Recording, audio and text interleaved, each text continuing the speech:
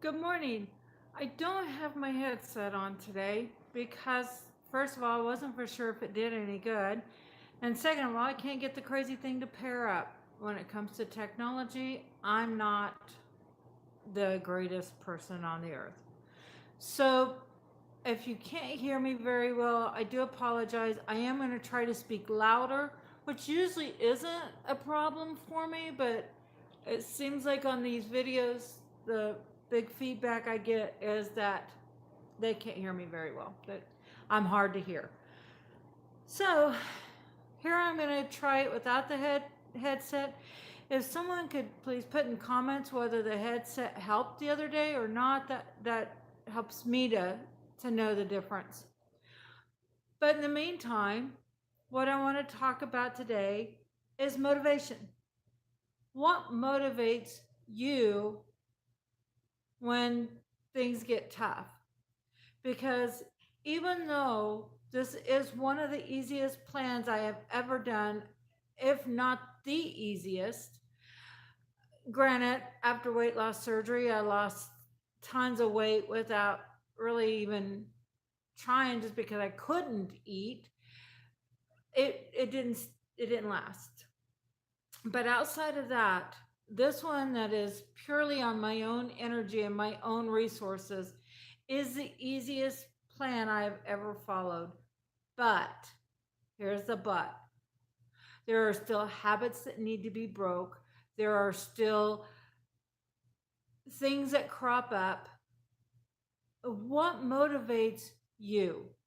Here's an example of one of the rare temptations I had. And seriously, my food cravings have all diminished down to almost zero. I don't believe in absolute zero as being realistic. But if you can get them down to almost, then you're doing pretty darn good, and you should be able to fight through almost zero. The other day, my mother called and invited me to lunch in Lyons with my daughter Katie. And we went to a Mexican restaurant. And if you remember from my other videos, I have always been the queen of chips. I don't care. Corn chips, potato chips, barbecue chips, onion chips, I don't care. I like that salty, crunchy chips. And set in front of me was the basket of tortilla chips. And I was tempted, as would be expected. Now, I am happy to state that I had the power to ask the waitress, please take those, because it was after dinner. Everyone else was finished eating, but I had sat all through dinner, and those chips were just looking at me, if chips could look without eyes. But, you know, they really were drawing me and calling me. And my animals, they love playing in the morning. And anyway, so my question is, what motivates you? I was able to ask the waitress, please take these, please take these away because they are too tempting. There's my Linda. Anyway, and I just wanted to address that today. What keeps you motivated in the light of temptation? What empowers you to say no when your emotions want to say yes? Everybody has their different motivations. Some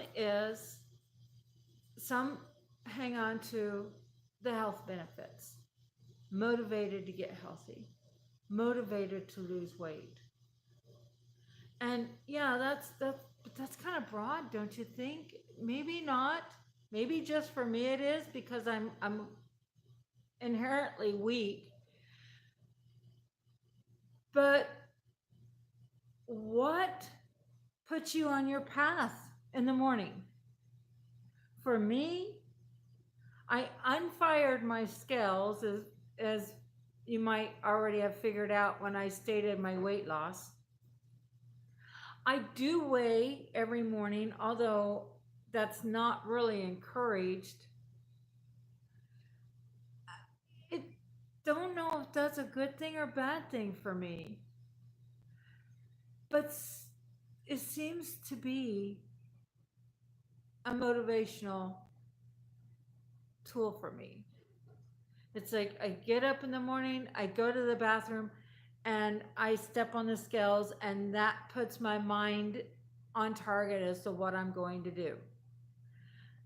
I don't really even I pay attention to the numbers to a degree because I reward myself at every down number, but I don't really make that my my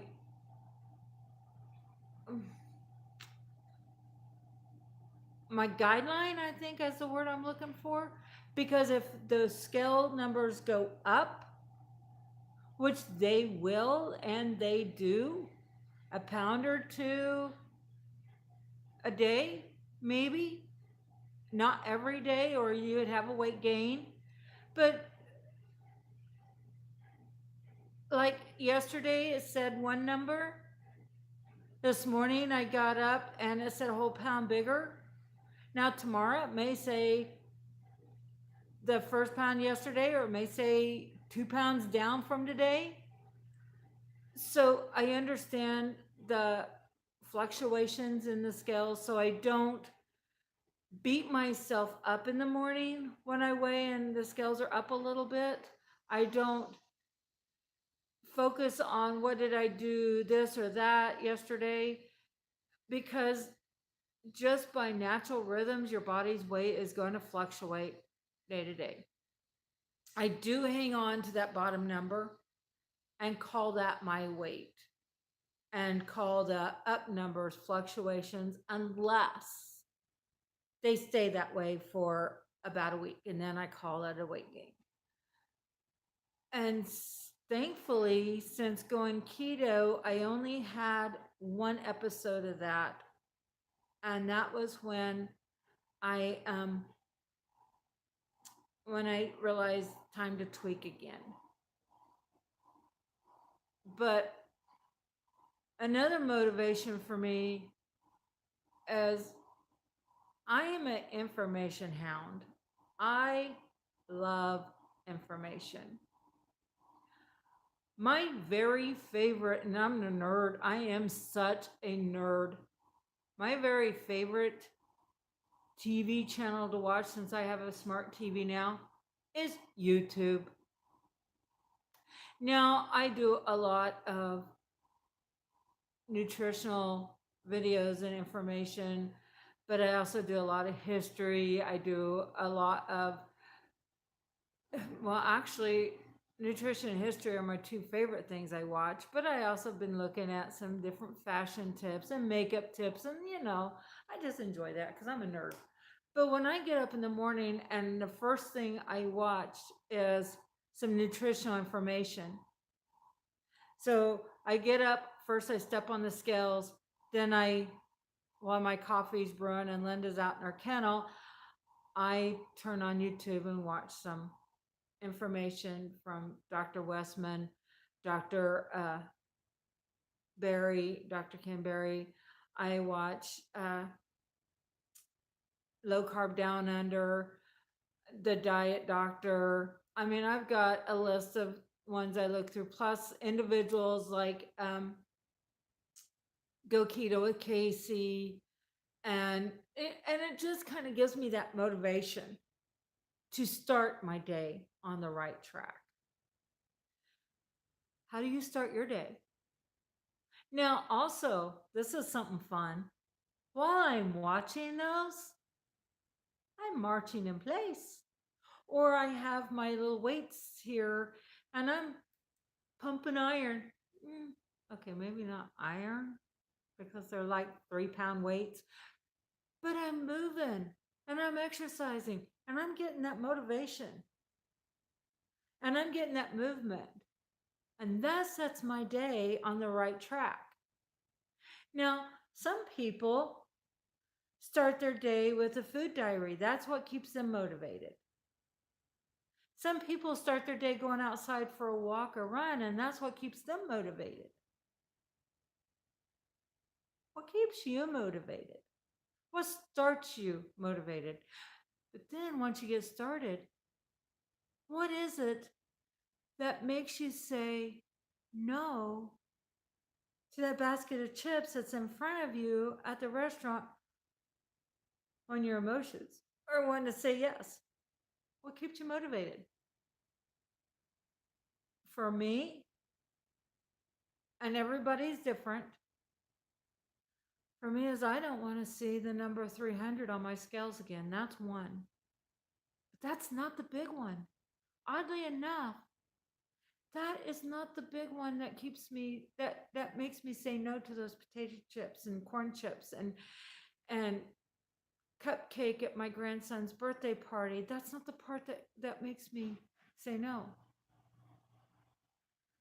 What makes me say no when my emotions want to say yes? I don't want the brain fog again.